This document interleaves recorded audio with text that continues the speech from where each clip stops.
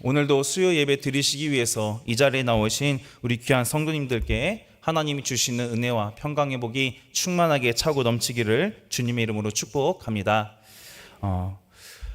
오늘 우리가 함께 읽었던 마태복음 이제 22장 15절부터 보게 되면 바리새인들의 제자와 그리고 헤롯 당원들이 예수님을 곤란하게 만들기 위해 함정을 팠었는데 이 일에 실패를 하고 맙니다.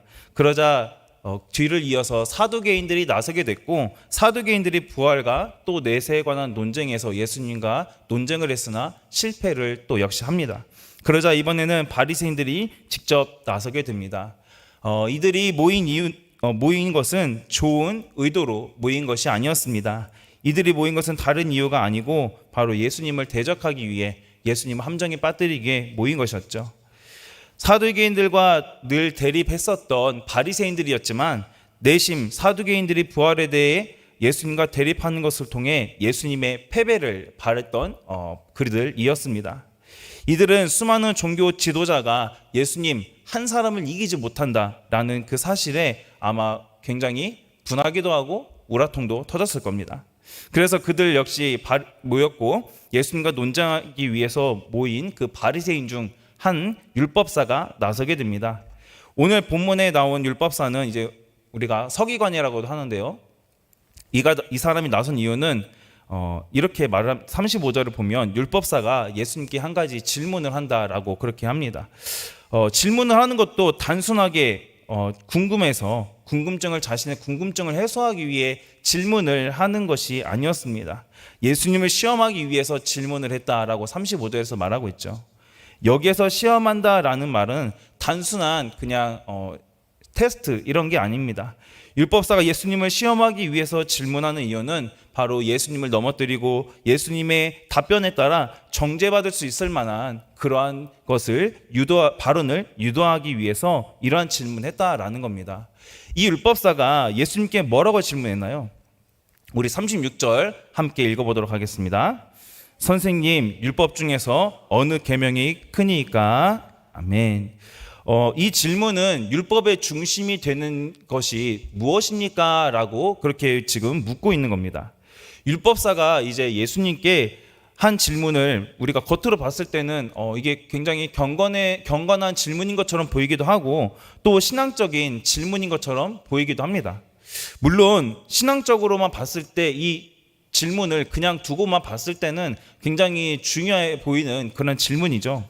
그런데 이 율법사는 정말 율법의 중심이 되는 내용이 무엇인지 궁금해서 예수님께 질문한 게 아니다라는 겁니다.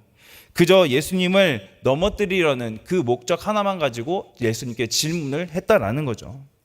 이 본문에 등장한 율법사는 바리새인들 중에서도 율법의 전문적인 지식을 가지고 있었던 그런 사람이었습니다.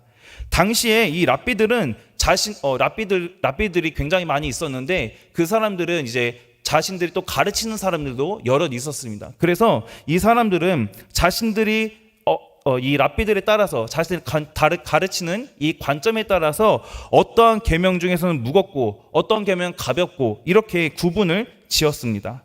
이때 당시에 랍비들은 613개의 계명을 만들었는데 613개의 계명을 이제 248개의 긍정적인 계명과 365개의 부정적인 계명 이렇게 두 가지로 구분을 했었습니다. 여기에서 긍정적인 계명은 무엇을 하라라는 것이고 부정적인 계명은 무엇을 하지 말라라는 이렇게 두 가지로 구분을 합니다.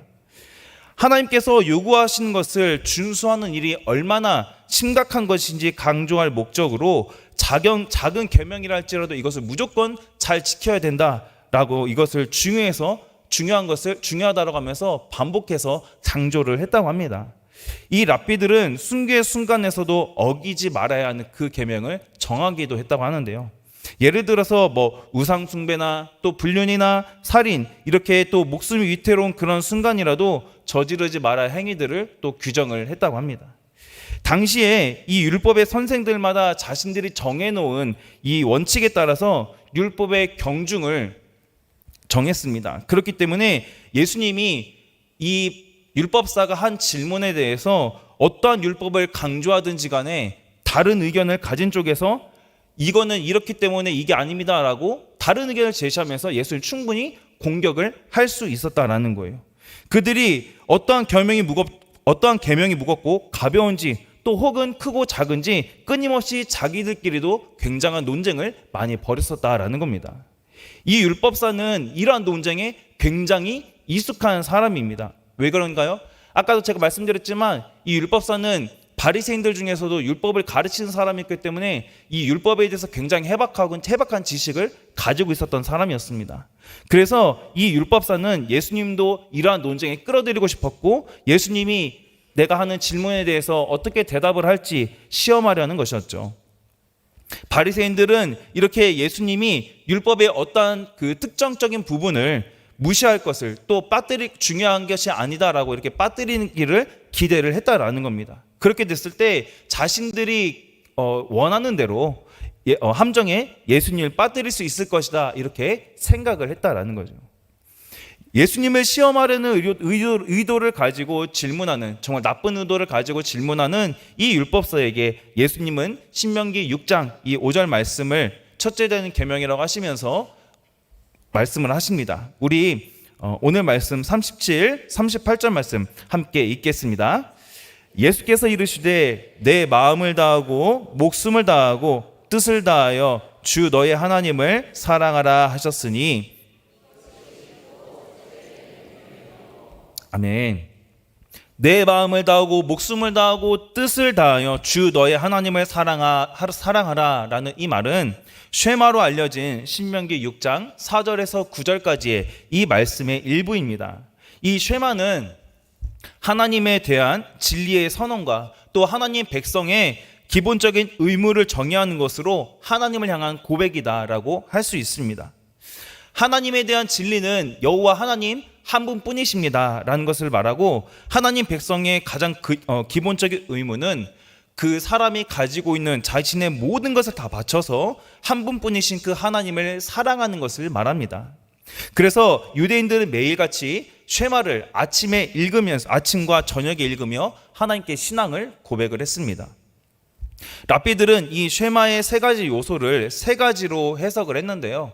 첫 번째는 마음에서 우러나는 순종과 헌신, 또 두 번째는 순교를 통해서 목숨까지 드릴 것, 세 번째는 모든 생각, 즉 뜻이 하나님께 맞춰져 있는 것으로 그렇게 해석을 했습니다.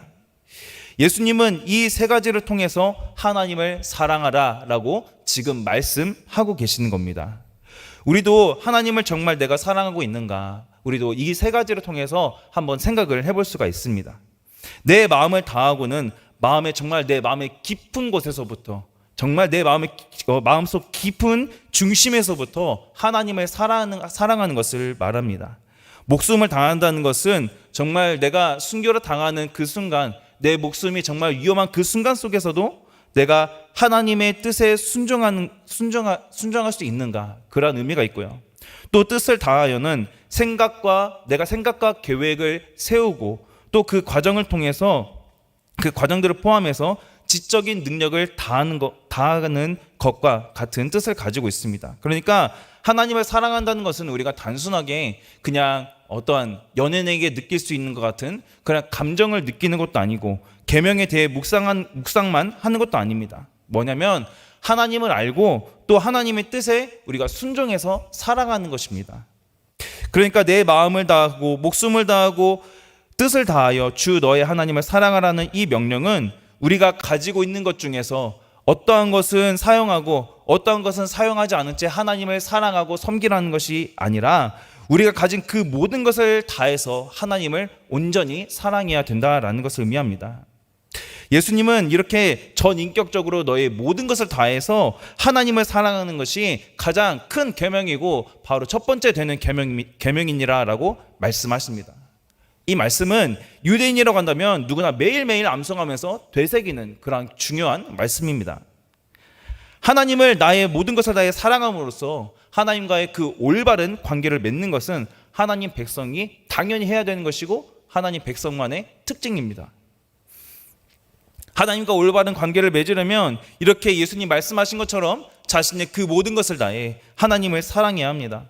그러나 오늘 말씀 등장한 이 율법사를 포함한 이 바리새인들은 매일같이 그 말씀을, 하나님의 말씀을 암송하면서도 하나님을 진정으로 사랑하는 자들이 아니었다라는 것이죠. 그렇기에 이 말씀은 질문에 대한 그렇기에 이 예수님께서 율법사에게 하신 대답은 그 질문에 대한 답인 동시에 그들의 불순종, 또 진정으로 하나님을 사랑하지 않는 것, 이것에 대한 꾸짖으시는 책망이었습니다. 이들에게 있어서, 이 바리새인들에게 있어서 율법은 신앙적인 지식으로만 머물고 있었다라는 거죠. 이렇게 신앙적인 지식으로만 머물고 그 지식이 살아가는 실제적인 그 삶에 영향을 주지 않는다고 한다면 그 지식은 아무런 유익이 없습니다. 예를 들면은 가족에게 내가 맛있는 음식을 해줄 수 있는 레시피가 머릿속에 있다고 한번 해보겠습니다. 그런데 그 레시피를 가지고 가족에게 요리를 해주지 않고 내가 그냥 머릿속으로 알고만 있다고 한다면 내 가족이 맛있는 음식을 먹을 수가 있나요? 아니죠. 음식은 저절로 만들어지지 않습니다. 내가 머릿속에 들어있는 그 레시피를 토대로 움직여야 음식이 만들어지고 또 맛있게 만들어진 그 음식을 가족들이 먹고 함께 행복해하고 건강해지는 그러한 유익을 얻게 되는 겁니다. 이것과 마찬가지라는 거예요. 바리새인들을 향해 하신 이 말씀은 또 우리를 향한 말씀이기도 합니다. 예수님은 우리가 그 어떤 대상보다 하나님을 가장 사랑하며 지금 오늘 살아가고 있는가, 이것을 묻고 계십니다. 우리가 하나님을 사랑한다라고, 하나님을 사랑합니다라고 그렇게 고백을 하고 있지만 살아가다 보면 우리의 그 치열한 정말 그러한 삶 속에서 하나님을 항상 생각하고 하나님의 뜻을 먼저 구하는 것이 쉽지가 않다라는 겁니다. 하지만 그런 상황이라 할지라도 우리는 가장 먼저 마음을 다해서 하나님을 사랑하는 자들이 되어야 한다는 거죠. 이 사랑은 그냥 말로만 하는 것, 생각만 하는 것, 마음만 먹는 것, 그것이 아니라 실제적인 사랑입니다. 그렇기 때문에 하나님을 사랑하는 것에는 목숨도 걸어야 한다라는 것이죠. 희생하지 않는 사랑은 진실한 사랑이 아니라는 겁니다. 또 하나님이 원하시는 사랑은 뜻을 다하는 사랑입니다. 우리의 영혼과 생각과 마음, 지식, 삶, 이 모든 것이 바로 하나님께 맞추어져야 된다는 거죠. 여기에서 우리가 모든 것을 다해서 하나님을 사랑해야 됩니다라고 하니까 너무 어렵게 그렇게 생각을 하실 수도 있는데 그렇게 어렵게 생각하지 않으셔도 됩니다. 우리의 삶에서 하나님께서 원하시는 모습이 무엇인지 우리가 그것을 생각하면서 살아가면 된다는 겁니다. 하나님이 나에게 가장 원하시는 모습, 또 말씀에서 또 나에게 뭐라고 하시는지, 그것을 우리가 하나님이 기뻐하시는 것, 어떠한 모습으로 내가 살아갈 때 하나님 기뻐하실까, 이것을 생각하면서 우리가 살아간다면 충분히 하나님을 사랑하는 모습으로, 하나님의 말씀에 순종하는 모습으로 우리는 살아갈 수 있다는 거죠. 다른 무엇보다 하나님의 말씀이 나에게 있어서 더 우선이 되고 또 더 우선이 되어서 말씀에 순종하고 정말 인간적인 나의 생각과 나의 욕심과 내 뜻이 아니라 하나님의 뜻을 구하는 것이 바로 하나님을 사랑하는 길이다라는 겁니다. 우리가 하나님의 말씀에 순종하고 또 제가 하나님의 뜻을 구하며 저의 생명까지도 주님 앞에 올려드리겠습니다 라고 이렇게 결단하는 것이 우리가 어떻게 가능합니까? 무엇이 우리에게 있어서 하나님 앞에 이렇게 고백할 수 있도록, 이러한 결단을 할 수 있도록 우리에게 무엇이 그렇게 만들었나요? 우리가 이러한 하나님 앞에 고백을 올려드릴 수 있는 것은 순전히 우리를 사랑으로 구원하신 그 예수님의 십자가의 은혜 때문임을 우리는 기억해야 합니다. 이 십자가의 은혜 때문에 하나님의 말씀에 우리가 순종하게 되고 또 그 하나님의 뜻을 구하며 생명까지 내가 드리겠습니다라는 결단을 할 수 있게 된 겁니다. 왜요?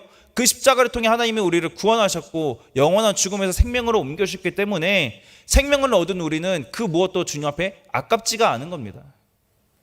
우리가 이렇게 하나님을 사랑할 수 있는 것, 하나님 앞에 사랑의 고백을 올려드릴 수 있는 것 역시 하나님의 은혜임을 여러분 기억하시기를 바랍니다. 그래서 매일 하나님을 사랑하라는 이 말씀 앞에 우리를 가장 먼저 말씀 앞에 세우고 또 스스로 내가 점검하면서 나의 전인격을 다하여서 하나님을 사랑할 수 있는 그러한 저와 여러분이 되기를 주님의 이름으로 간절히 소망합니다. 우리 오늘 말씀 39절 말씀 함께 읽겠습니다. 둘째도 그와 같으니 아멘. 예수님은 이제 두 번째로 큰 계명은 이웃을 자신처럼 사랑하는 것이다 라고 하십니다. 그런데 예수님은 이 39절 말씀 앞에 둘째도 그와 같으니라고 말씀하시고 있죠. 그렇게 말씀하시면서 두 번째 계명도 역시 첫째 계명과 동등한 위치에 두셨습니다. 왜 예수님이 둘째 계명을 첫째 계명과 동등한 위치에 두셨을까요? 그 이유는 바로 예수님을 진정 사랑하는 그 마음은 바로 이웃을 사랑하는 마음으로 이어지기 때문에 예수님이 동일하게 두신 겁니다. 하나님을 사랑하게 되면은 이웃에게도 자기 희생적인 사랑을 베풀 수 있게 된다는 거죠. 오늘 본문에서 사용된 37절과 39절에서 두 차례 사용되는 이 사랑하라라는 것은 모두 미래형입니다. 그러니까 앞으로 평생 이렇게 살아야 한다라는 의미를 가지고 있다라는 거죠. 하나님을 사랑하는 것과 이웃을 사랑하는 것은 항상 짝을 이루게 됩니다. 우리 인류는 하나님의 형상을 따라서 아름답게 창조되었습니다. 그래서 나뿐만이 아니라 내 주변의 이웃들도 역시 하나님의 형상과 모양에 따라 창조가 되었다는 것이죠. 그렇기 때문에 하나님을 사랑하는 사람은 나처럼 하나님의 형상을 따라 창조된 이웃 역시 그 하나님의 형상에 따라 빚어진 그 이웃 역시 사랑해야 된다라는 겁니다. 그렇기 때문에 두 번째로 내 이웃을 내 자신같이 사랑하라는 이 계명은 첫 번째 계명에서 자연스럽게 흘러나온 것이다라고 볼 수 있습니다. 성경은 하나님을 사랑하는 자는 그 이웃을 마땅히 사랑한다라고 가르치고 있습니다. 예수님은 이웃을 사랑하되 사랑받을 만한 사랑받을 자격이 있는 그런 사람을 골라서 사랑해서는 안 된다라고 분명히 말씀합니다. 이웃을 사랑하는 일은 감정적인 것이 아니고 의지적인 것입니다. 이 말의 뜻은 이웃에게 유익하고 도움이 되는 일을 하라는 것을 뜻합니다. 또 나 자신을 귀하게 여기는 것처럼 남을 자기 자신처럼 생각하고 귀하게 여기라는 것이죠. 그러므로 자신을 귀하게 여기면서 또 하나님을 사랑하지 않는 사람은, 자신을 귀하게 여기지 않는 사람은 이웃 역시 사랑할 수 없는 겁니다. 예수님은 하나님의 선한 사람과 악한 사람 모두에게 자비를 베풀어 주시는 그러한 분임을 강조하셨습니다. 그렇기 때문에 우리가 정말 내가 생각했을 때, 내가 봤을 때 도저히 사랑할 수 없는 대상, 원수까지 사랑해야 한다라고 예수님은 분명히 말씀하고 계시죠. 우리는 인간적인 생각, 감정과 마음, 그리고 인간적인 판단으로 사랑할 대상을 선택하고 또 제한하려고 하는 그러한 경향이 있는 연약한 인간입니다. 자기와 성향이 비슷하거나 또 자기가 생각했을 때 일정한 수준의 조건을 갖춘 그러한 사람들하고만 친분을 쌓으려고 하는 사람들도 있죠. 혹은 상대방을 통해서 내가 이 사람을 만나고 사귀게 되었을 때, 만남을 가졌을 때 내가 이 사람을 통해서 얻을 수 있는 것이 무엇인가, 내가 혹시 어떤 유익을 얻을 수 있나, 그러한 것을 먼저 계산하고 사람을 만나기도 한다는 겁니다. 그러나 예수님은 이웃을 사랑하되 자기 자신을 사랑하는 것처럼 사랑하라고 말씀하십니다. 내가 무엇을 잘못하고 또 내가 무엇인가를 잘못하게 되었을 때 자신에게는 관대하고 또 자신을 쉽게 용서하는 그러한 경향이 있습니다. 그런 것처럼 내가 나를 사랑하고 또 내 자신을 감추려고 하는 것처럼 이웃의 허물과 약점을 내가 또 역시 가려주고 또 나를 사랑하는 것처럼 내 이웃을 사랑해 줘야 한다는 거죠. 또 함부로 무시하거나 그 이웃을 내가 편한 대로, 내가 사용하고 싶은 대로 이용하려 들면 안 된다라는 겁니다. 이러한 이웃사랑의 가르침은 예수님이 이 땅에 세우시기를 원하시는 그 하나님 나라의 모습이 무엇인지 우리에게 명확하게 보여주고 있습니다. 저는 이렇게 이웃사랑을 또 정말 더 몸소 실천하는 그러한 모습을 이번 단기 선교를 통해서 저는 좀 많이 봤던 것 같습니다. 이번에 제가 캄보디아로 단기 선교를 갔을 때 거기에서 선교하고 계셨던 우리 김성태, 진선미 선교사님, 또 우리 단기 선교 팀원들을 보면서 하나님의 마음으로 정말 그들을 사랑하고 또 섬기는 그런 아름다운 모습을 많이 봤습니다. 우리 선교사님 같은 경우에는 오랫동안 그 캄보디아 땅에서 복음을 전하며 캄보디아 사람들을 섬기셨죠. 캄보디아 나라는 불교가 굉장히 많고 우상을 많이 섬기는 나라이기 때문에 복음이 들어가기가 굉장히 어려운 나라 중에 하나입니다. 그럼에도 불구하고 선교사님은 하나님께서 선교사님을 인도하시고 또 사용하셔서 하나님께서 오늘까지 인도를 하시는 모습을 봤습니다. 선교사님을 통해서 하나님이 이루신 것들을 제가 보게 되었을 때, 그리고 사역의 지경을 확장시키시는 그 하나님을 보고 저는 이런 생각이 들었습니다. 하나님이 먼저 선교사님을 사랑하시고 또 하나님을 자신을 사랑해 주신 선교사님이 그 하나님을 사랑하셨기 때문에 하나님이 선교사님을 통해 이런 일들을 이루셨고, 또 캄보디아 그 땅에 있는 사람들을 역시 사랑하게 하셔서 다른 지역에 있는 영혼들까지 살리게 하신다라는 것을 생각을 하게 됐습니다. 이번 우리 단기 선교 팀의 주제가 주님의 마음으로 품는 열방이라는 주제를 가지고 우리가 선교를 다녀왔었습니다.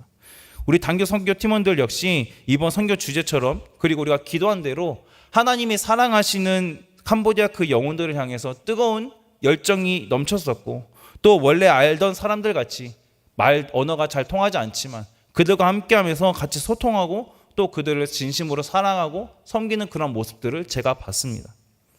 그리고 그 땅의 영혼들을 위해서 함께 눈물을 흘리며 기도할 때에 하나님께서 원하시는 마음, 하나님이 기뻐하시는 마음이 정말 이러한 마음일까라는 생각이 들었습니다. 하나님이 정말 사랑하시는 그 영혼들에게 가장 필요한 것은 여러 가지가 있습니다. 물질적인 것도 필요할 것이고 또 의료적인 것도 필요할 것이고 많이 필요한 것들이 있겠죠. 그런데 무엇보다도 복음을 전하고 그들이 예수님 믿는 것을 하나님은 가장 원하신다라는 것을 우리에게 깨닫게 하셨습니다. 그래서 하나님이 우리에게 또 예수님을 보내주셨잖아요. 예수님은 자신이 십자가에서 보여주신 그 사랑을 우리가 본받아 사랑하며 살아가기를 원하십니다. 그리고 무엇보다도 그 이웃을 조건 없이 사랑하고 무엇보다 그들에게 복음을 전하는 것을 하나님은 가장 기뻐하신다라는 사실입니다. 이렇게 귀한 복음을 전하며 예수님의 본을 따라 우리가 살아가게 될 때에 세상은 우리가 예수님의 참된 제자인 줄 알게 될 줄로 믿습니다. 그래서 오늘 본문 40절을 보게 되면 이렇게 말씀하는데요. 이 두 계명이 온 율법과 선지자의 강령이니라 라고 말씀하고 있습니다.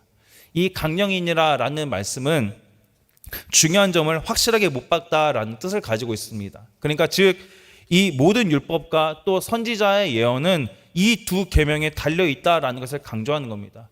여기에서 말씀하고 있는 예수님이 말씀하신 율법은 구약 성경 전체를 가리키는 겁니다.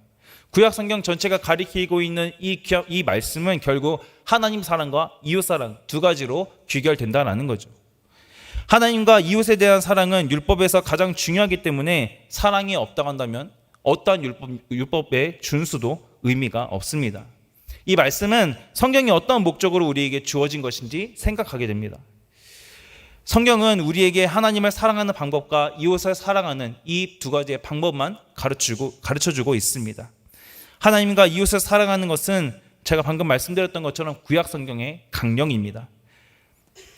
또 어떤 학자는 본문 말씀을 신약의 쉐마라고 하면서 신약 말씀을 가장 잘 요약하고 있다라고 말하는 학자도 있었습니다. 하나님을 사랑하는 것과 우리가 이웃 사랑하는 것을 예수님이 지신 그 십자가와 연결해서 생각하면 더 은혜가 됩니다. 십자가에서의 수직 기둥은 하나님을 사랑하는 것이고 또 그리고 예수님이 십자가 지셨을 때의 수평 기둥은 이웃을 사랑하는 것으로 예수님은 그 십자가의 죽음을 통해 이 두 기둥을 연결을 하셨습니다. 우리가 주님을 따라 십자가를 진다는 것은 하나님을 사랑하고 또 이웃을 사랑하는 것을 의미합니다. 바리새인들은 율법을 지키기 위해 그들의 열심을 가지고 철저히 열심히 노력을 했습니다. 하지만 행위적으로는 열심히 노력했으나 그들 안에는 진정한 사랑이 조금도 없었습니다. 예수님은 그런 바리새인들의 위선적인 신앙을 지적하시기 위해 내 마음을 다하여 하나님을 사랑하고 또 이웃을 사랑하라고 말씀하신 거죠. 행동으로 이 율법은 온전하게 지킬 수 없습니다.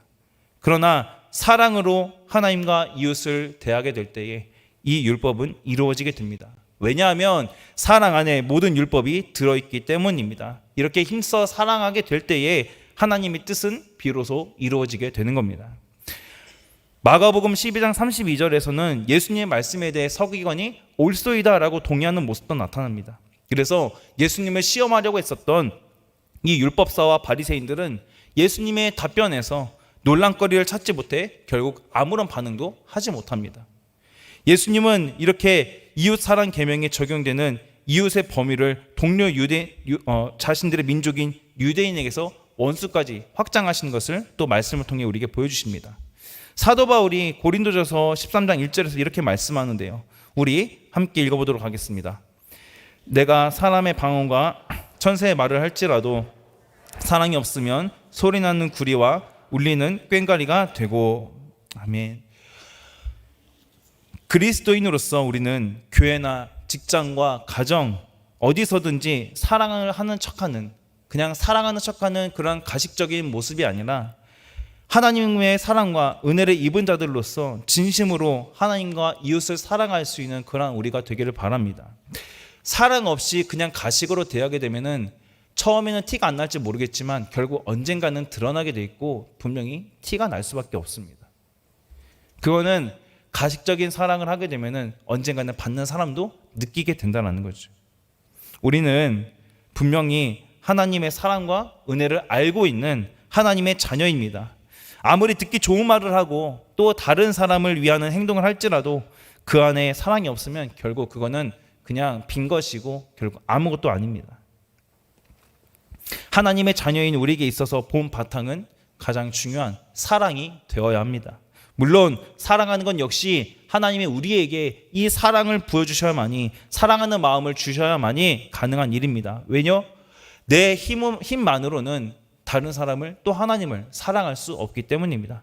하나님을, 이웃을 사랑할 수 있는 능력이 우리 자신에게는 없습니다. 그렇기에 우리는 날마다 주님을 더 사모하고 주님의 은혜와 주님의 사랑을 더 간절히 구하는 저와 여러분이 되기를 바랍니다. 그렇게 될 때에 우리는 하나님을 분명히 더 사랑할 수 있게 될 것이고 하나님을 향한 그 사랑이 이웃을 향한 사랑으로 나타나게 될 것입니다.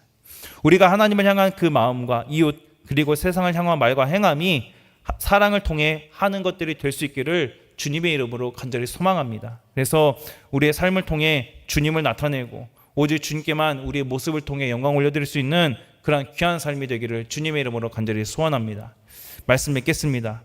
바리새인들은 율법을 철저히 지킨다고 했을지라도 하나님에 대해 잘 몰랐고 율법의 의미 역시 잘 몰랐습니다. 예수님이 말씀하신 이 큰 계명은 우리는 십자가의 사랑을 통해 받았습니다.